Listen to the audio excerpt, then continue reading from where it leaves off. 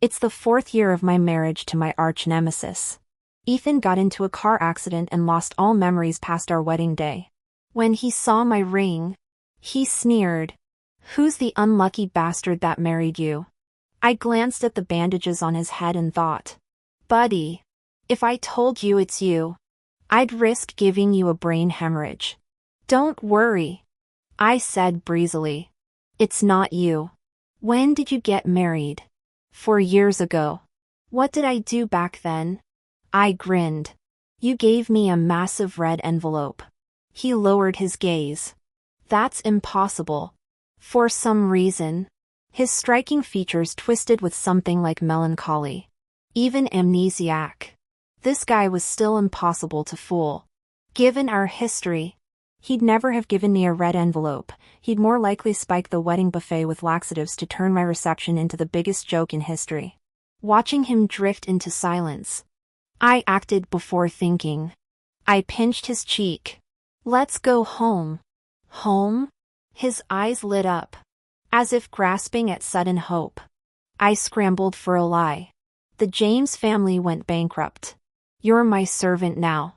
Ethan, already teetering on the edge of composure, fully shattered. To sell the act, I'd prepped the household staff and his parents. We agreed to keep up the charade so he'd rest at home without worrying about the family business. So when he clung to one last shred of doubt in the car and called his parents, they confirmed it. "Son, we've lost everything." He hung up, eyes red-rimmed. The golden boy who'd never known hardship now stood penniless. After a long pause, he muttered, "What do I do for you here?" "Lots. Laundry, cooking, fetching tea, and washing my feet." He turned toward the window, his sharp profile radiating fragile despair.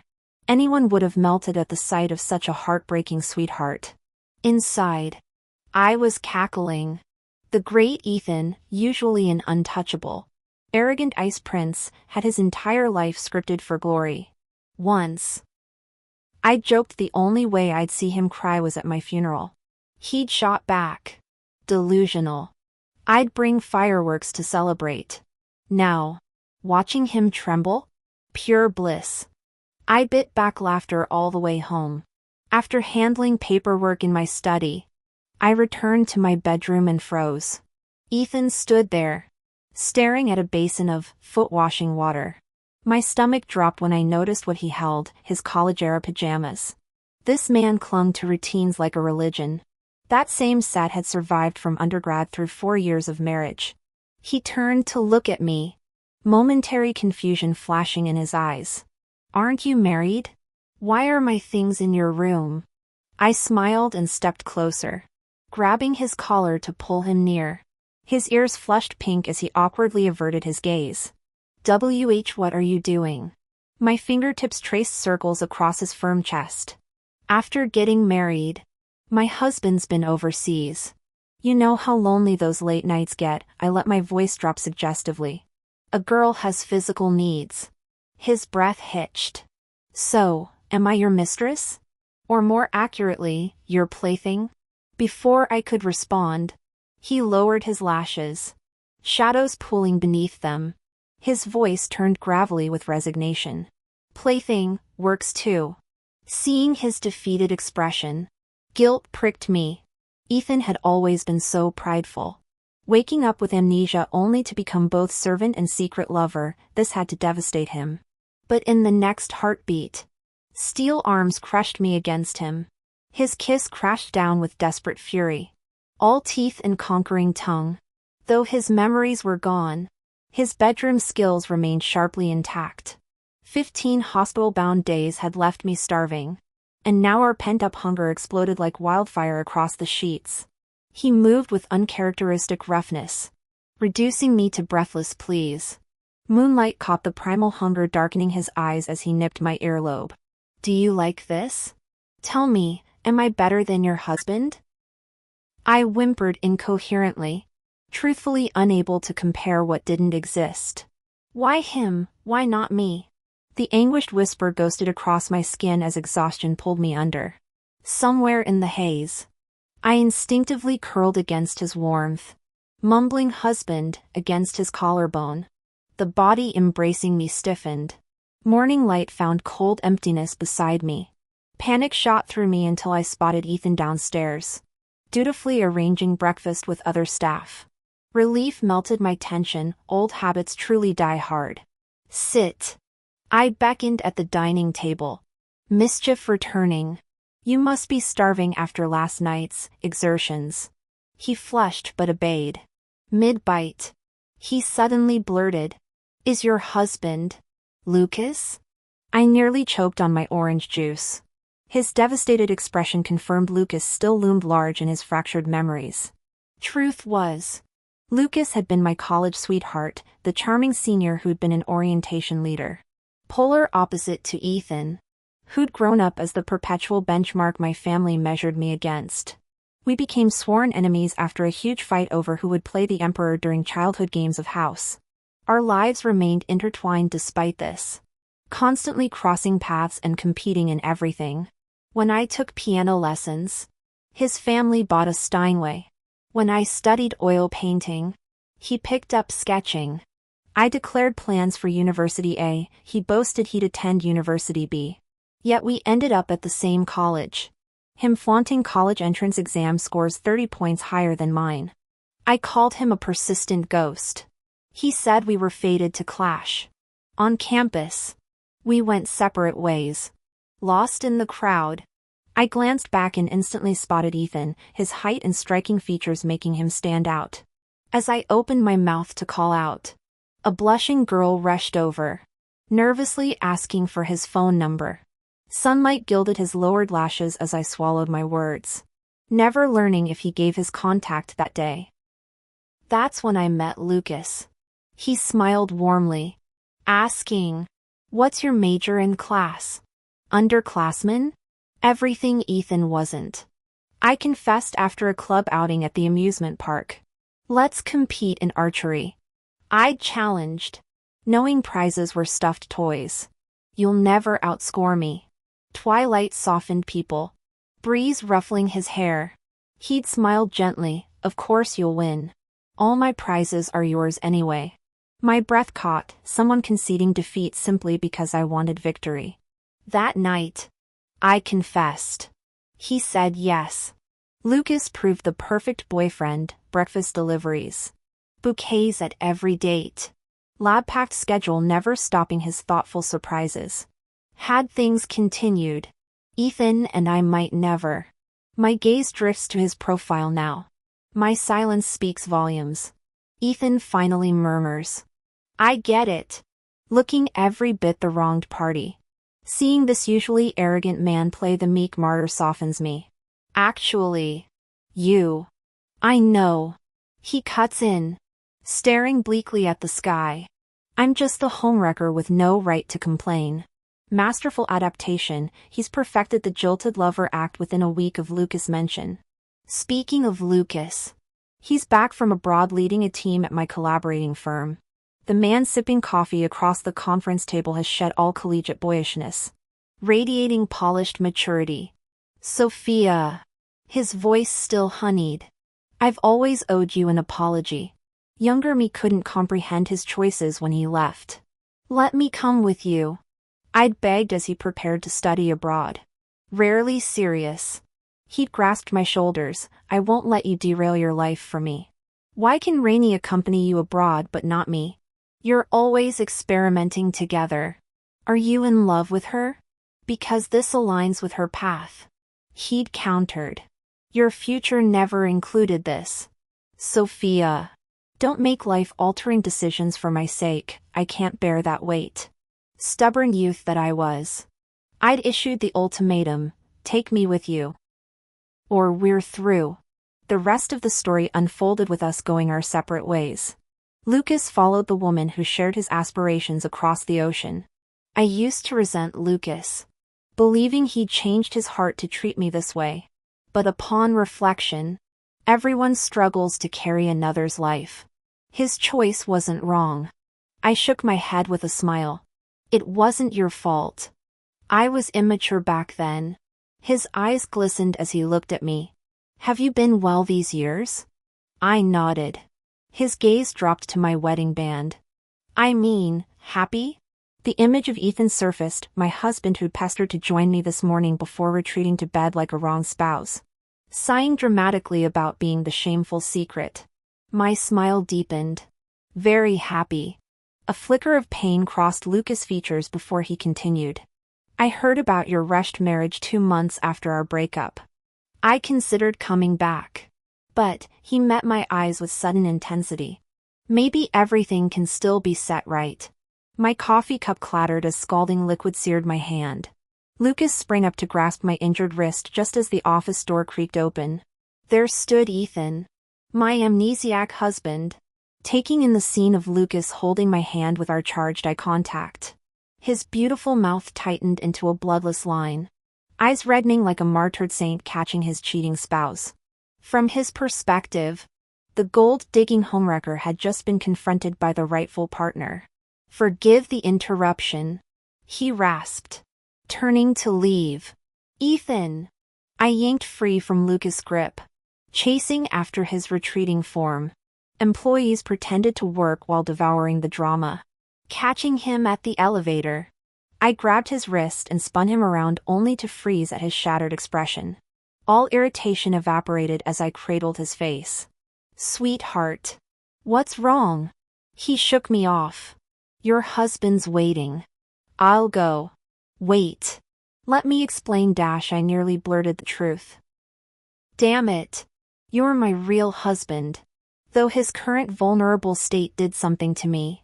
Seeing him hurt twisted my insides. The truth is you're actually Ethan.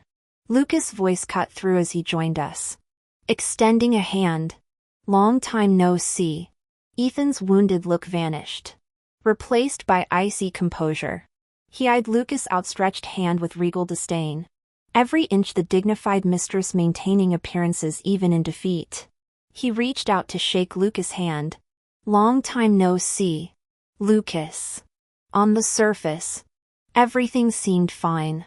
But Ethan's grip on Lucas' hand turned bone white at the knuckles. Lucas looked puzzled after all. He'd broken up with me 4 years ago. Was this really necessary? Still. He extended an invitation, let's have dinner together. And so the 3 of us found ourselves sitting awkwardly around the same table. Thinking back to our college days. Ethan had practically vanished from my radar after Lucas and I started dating. That one time I ran into him coming home.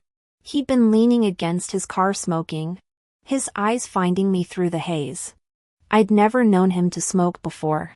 When I frowned unconsciously, he froze mid-drag before abruptly stubbing out the cigarette. Do you really love him? He'd asked. What else? Should I love you instead? Where does he outshine me? Everywhere. Moonlight carved lonely shadows across his features as he murmured I see before driving off. After that, our paths rarely crossed. Turns out when someone stops trying to meet you accidentally on purpose, you really can avoid each other completely. Trying to be hospitable, I let Lucas order first. The moment he listed off the dishes, Ethan's expression turned arctic. Did you forget she can't handle spicy food anymore? Lucas froze with the menu halfway across the table. My apologies. I wasn't aware. So you never bothered to learn. Even silver-toned Lucas looked flustered now. Internally, Lucas must have been thinking, I'm the ex here, you're her husband. Why should I know her preferences? Meanwhile, Ethan's anger visibly spiked at Lucas' confusion. As if mentally raging, how does this oblivious bastard get to marry her instead of me? You've been overseas all these years? Lucas nodded. Leading a research team. Only returned recently after everything stabilized. Which matters more, your work or her? Well, do you have any idea what she's been through? Even I blinked at this. What exactly have I been through? Oh right, in Ethan's narrative. I'm apparently this neglected housewife left pining alone. Driven to seek comfort elsewhere. Huh. Does sound tragic when he puts it that way. Lucas looked thoroughly lost. I don't believe I do. My apologies. The awkwardness thickened until I started piling food on his plate. hoping to muzzle him with dumplings. Watching me defend him. Ethan's face cycled through complex emotions before suddenly lighting up with that particular gleam that always spells trouble. My stomach dropped. What now? Which means you'll lose her, he declared, that challenger's spark burning brighter. Compared to you, I matter more to her now. Ah. I recognized that glint, the other woman's triumphant smirk when cornering the wife.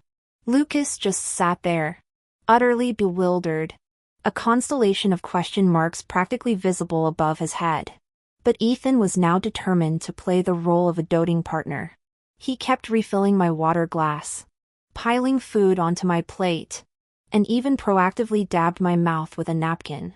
Lucas watched our newly-wed level PDA with detached calm, though I suspected he thought Ethan had completely lost his marbles. When we said our goodbyes and Ethan went to get the car, Lucas turned to me. I worried you'd rushed into marriage with him after our breakup, that it was just a rebound. But seeing you together, you're good for each other. I laughed nervously. He's been acting strange since the accident. But yeah, we're solid. Lucas's smile didn't reach his eyes. Sophia. Coming back, part of me hoped you were miserable without me. Another part prayed you'd found happiness. Turns out, he swallowed hard. Watching you glow like this. I'm glad for you. I pretended not to hear the ache in his voice as I waved goodbye. See? My life didn't derail because of you. We both moved on. In the car, Ethan's shoulders relaxed when he saw Lucas wasn't joining us, then immediately tensed again. He flies back from Europe and doesn't even stay home with you? I shrugged. What's the point of having a husband like that? He exploded, slamming the steering wheel. Before I could respond, he dragged me into our penthouse and pinned me against the sheets. His kisses tasted like desperation. Why him? He demanded between bruising nips at my collarbone. Why won't you leave him? I pretended to consider it. He doesn't play mind games. Unlike someone I know. Ethan froze. When he looked up, raw vulnerability swam in those ocean blue eyes. What if I stopped competing too? My breath hitched. In 26 years, I'd never seen Ethan beg. Amnesia really works miracles. His blush burned hotter as he guided my hands down his sculpted torso. Is he more ripped? Prettier? Or maybe our clothes disappeared faster than his insecurity. Turns out, male rivalry resolves quickly when you're both naked. At his follow-up MRI, the neurologist smiled. The hematoma's nearly gone. Memory should fully return within the week. My chest tightened. Soon I'd lose the soft, easy to bully Ethan forever. Why the long face? He laced our fingers together in the elevator. Bad news? I buried my nose in his sweater. Enjoy being my boy toy while you can. Once your memory's back, you'll just be my boring husband again. He stiffened. I didn't see the shadows darken his face as he whispered into my hair. When he comes back, you'll throw me away. Won't you? His arms locked around me like I might vanish, a man clutching the last match in a frozen wilderness. A press conference for the new collaborative project would be held in a few days. Lucas, the technical department head from our partner company, attended the event. Media outlets had already arrived early, and my interview on stage was broadcast live. I answered all questions appropriately. To hype up the project, reporters eventually circled back to personal matters. MS. Sophia, you and your husband Ethan are known as the power couple of the business world. Did you consult him before finalizing this collaboration? The term power couple felt bitterly ironic. It reminded me of our second year of marriage. We'd attended a gala during a rainstorm. When our car stopped 50 meters from the entrance, Ethan had scooped me up without hesitation. The viral photo showed me clinging to his neck with one arm while holding a black umbrella over us with the other. Set to some epic soundtrack online, that image of us walking through the rainstorm had sparked endless discussions about wealthy families actually having true love. The real story behind that moment? Carry me in. Did your legs stop working? These designer heels can't get wet. Either you carry me, or I'll ask bodyguard Lou. He'd snorted but immediately lifted me from the car into the storm, my umbrella sheltering us both. Remembering this, I smiled faintly. My husband did offer valuable insights, whether in personal matters or business decisions. His advice has always been, my voice caught unexpectedly, incredibly helpful. I'm truly grateful. The words slipped out before I could stop them. And I love him deeply. Regret flooded me instantly. How would Ethan tease me about this confession once he regained his memories? I barely maintained composure until the live stream ended. My phone showed 32 missed calls from home. My assistant approached anxiously before I could check messages. MS. Sophia. Ethan, he's disappeared. Disappeared? His phone went straight to voicemail. The housekeeper confirmed he'd vanished after watching my interview. Mr. Ethan seemed distracted after the broadcast. She fretted. He left without saying where. I canceled the partnership dinner immediately. Every logical location came up empty, not at his parents' estate, nor with his usual circle. Pacing our penthouse, sudden intuition struck. I found him at our secret spot, the secluded garden where we'd first kissed. He sat alone on the swing, shoulders slumped in the twilight. Kneeling before him, I reached for his hand. He pulled away before I could make contact. Why did you run out on your own? You're not divorcing him because you truly love him, right? You don't actually have any feelings for me, you've just been using me as a tool. Haven't you? His lashes lowered, sorrow pooling like liquid in his eyes. Something indistinct sharpened in my chest. His memories were frozen at age 21. So buying the Steinway was to lure me to his place to play? Studying art like me, was that to go on sketching trips together? Scoring 30 points higher than me on the college entrance exam but still choosing a university, was that to attend the same school? I gripped his fingers firmly. You're in love with me, aren't you? Tears crystallized on his lashes. The rims of his eyes flushed pink. I can't love you anymore. Sophia. You don't love me at all. His voice fractured. My heart twisted. Rising, I pressed his face against my waist. His arms locked around me like steel bands. Warm tears seeped through my shirt as he choked. What should I do? How do I make this hurt less? My fingers carded through his hair soothingly, though his weeping stirred something primal. Truly, a man's tears are a woman's aphrodisiac. Come home with me, I murmured against his crown. Let's go home, okay? Sweetheart. He tilted his face up, tear tracks glistening, the raw huskiness of his voice devastating. That's not my home. I kissed him deeply, thumb brushing his earlobe. Then get in the car. The car works too. I coaxed him into the back seat and devoured him whole. Later, hazy with satisfaction, I registered being carried upstairs, not my idea this time. Morning sunlight streamed through the blinds as I stretched luxuriously. The warm, cedar-scented body in my arms shifted, nuzzling his chest blindly. I mumbled, "Morning. Good morning." The crisp baritone froze my blood. My eyes flew open. Ethan lounged against the headboard, twirling a lock of my hair around his finger. His smile could frost hell over. I bolted upright, only to be pinned back down. Running so fast, afraid your husband will catch you with the other man? He bit out other man like poison.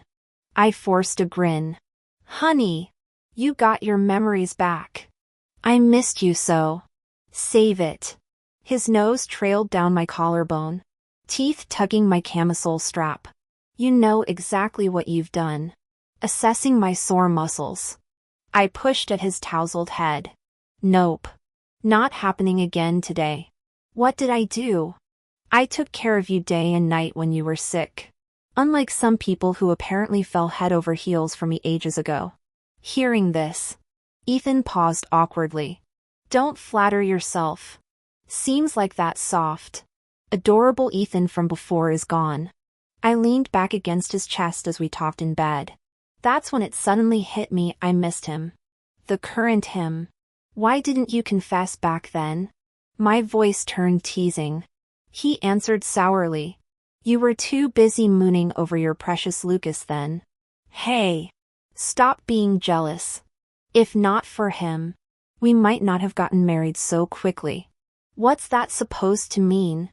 I went through a rough patch after our breakup. There was this night I got completely wasted. Collapsed on some steps, my vision blurred until a face blocked my view of the stars. Ethan reached to feel my forehead. Got a fever? I calmly pushed his hand away. Sophia. My love life is dead. Don't you get it? He crouched beside me. So your love died. Big deal. When I woke in my own bed next morning, my mom barged in. What happened last night? Ethan said you tried biting his heels like a rabid dog. Total slander. Though I could perfectly imagine Ethan's mocking eyes glittering in the dark. Repeating that infuriating line, so your love died. Big deal.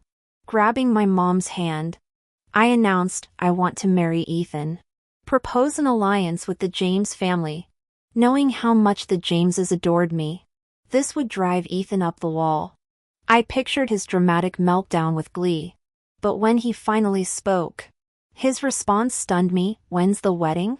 My macaron dropped. Shit. This backfired. Backing out now would make me the laughingstock. Dazed, I found myself at the altar. During ring exchange, I whispered, "Why didn't you refuse?" His expression flickered. You wanted to annoy me? His lips brushed my ear. Let's see who's annoyed now. If you try divorcing me later, I won't let you. The priest's vows echoed through sickness and health. Till death do us part. Poking his waist, I asked, shouldn't we thank Lucas? Ethan hummed in agreement. Barely passable. He rose to dress as I watched his broad-shouldered silhouette. Sunlight streaming through the window-illuminated skin as smooth as porcelain, gilding his jet-black hair into molten gold. I impulsively wrapped my arms around his waist. A sudden thought struck me. Hey, that girl who asked for your number during freshman orientation, did you give it to her? Ethan's eyes crinkled with fox-like mischief. Wouldn't you like to know? His younger self materialized in my memory, finger tracing my retreating figure through the crowd. See that? That's the girl I like.